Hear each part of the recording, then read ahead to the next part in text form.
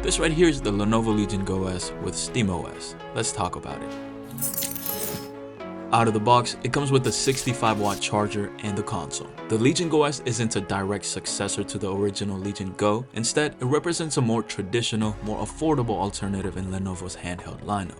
Rather than serving as an upgrade from the Legion Go, it fills a different role, much like how Apple distinguishes between its iPhone Pro models and the more budget-friendly iPhone SE. Setup is instant, no Windows bloatware, no driver updates, no Microsoft login required. Just connect to Wi-Fi, log into Steam, and you're gaming within minutes. And yes, you can do all of this from the console or just scan the QR code on your phone. It's a simple plug-and-play experience here, something I very much appreciate coming from the Legion Go. The Legion Go S immediately stands out with its compact and understated design. In contrast to the original Legion Go, which was larger and packed with features, the Go S embraces a sleeker, more minimalist aesthetic that emphasizes portability and ease of use. Despite the size reduction, Lenovo has maintained its high standard of build quality.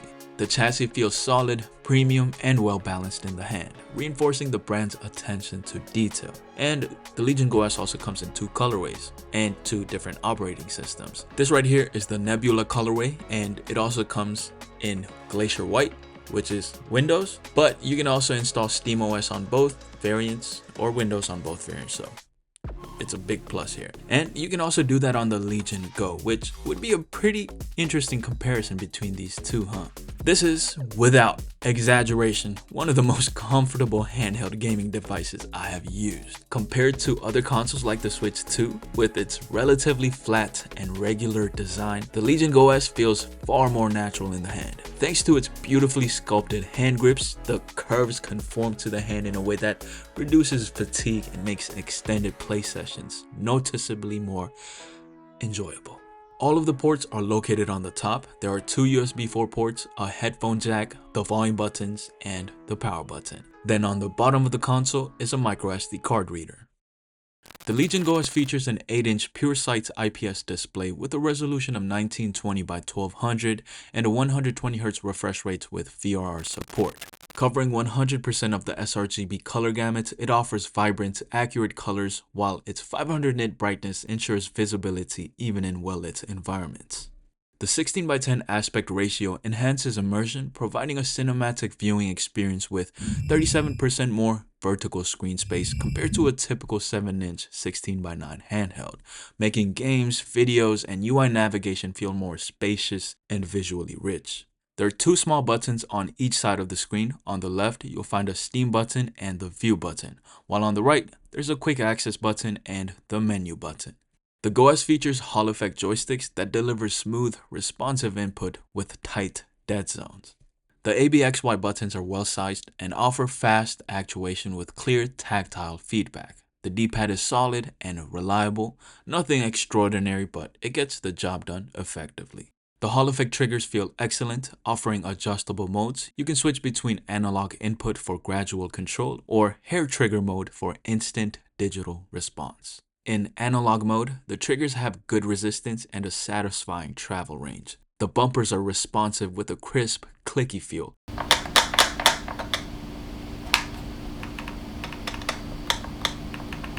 Additionally, the Go S includes two reprogrammable paddles, which have been useful for competitive gameplay. There's also a tiny touchpad that functions like a regular trackpad, just much smaller. Personally, I'd prefer the old school trackball cursor we had on the BlackBerry phones back in the day, though to be fair, some were known for getting dirty and jammed over time, but I think that would have been easier to use.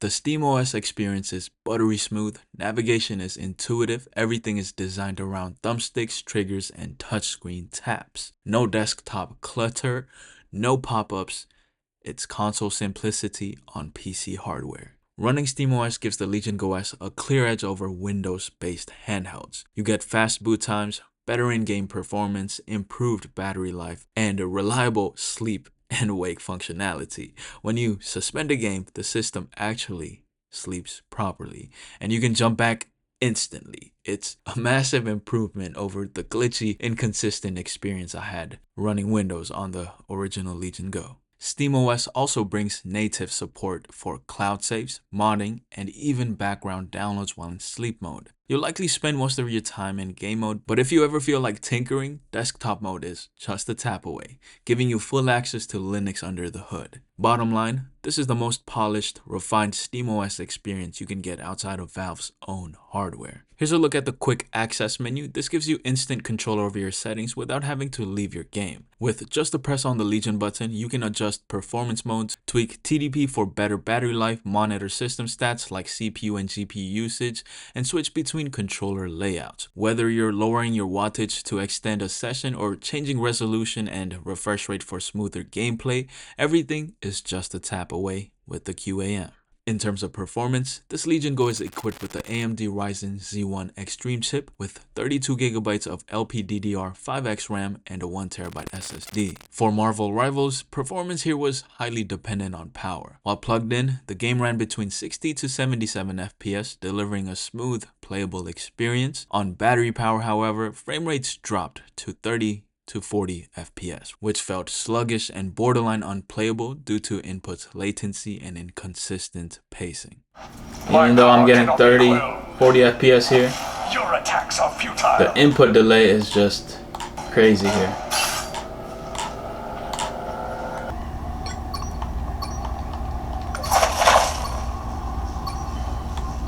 For Sky Children of the Light, this performed smoothly on battery power, holding around 60 FPS consistently, no major hiccups, solid experience overall. Drift Legends 2 is impressively optimized. Despite being a relatively small 2GB game, it reached up to 120 FPS with surprisingly good graphics. I was genuinely impressed with how crisp it looked and felt for a game of that size. eFootball, this was a rough one. On battery, it was basically unplayable, hovering around 20 FPS. As for Stumble Guys and Brawlhalla, both lightweight titles ran at full 120 FPS, consistently smooth whether plugged in or on battery power. For Throne and Liberty, when connected to power, it managed around 48 frames per second, making it decently playable. On battery, it dipped to about 25 FPS, which made gameplay noticeably less fluid, but still somewhat manageable. For Century Age of Ashes, this one did pretty well, even on battery, with frame rates ranging from 40 to 70 FPS, depending on what was happening on the screen. For Halo Infinite, surprisingly strong performance here as well. Solid 60 FPS during my session, very playable and visually satisfying.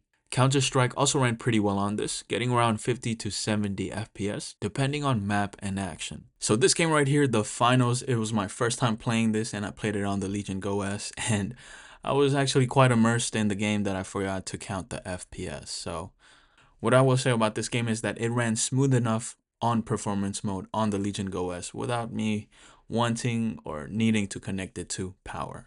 As for Truck World Australia, first off, this game ran quite well when I first played it, but then I played again the next day, as you can see in this clip, and it was just too choppy to play.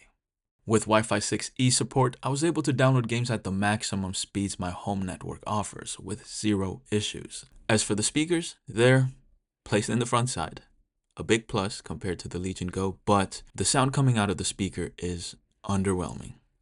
I suppose it's loud enough for solo gaming sessions in a quiet environment, but yes, I was hoping it would be louder than what it is.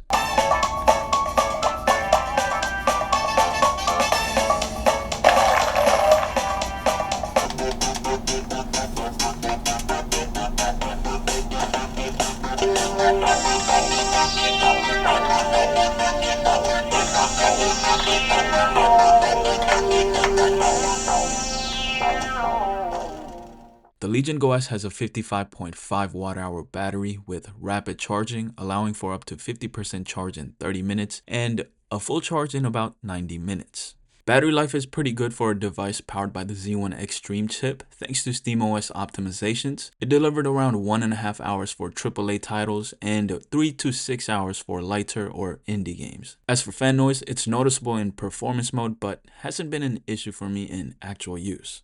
So if you want a polished handheld gaming experience with powerful performance and efficiency without the Windows overhead, the Legion Go S with SteamOS stands out as one of the most compelling options in 2025.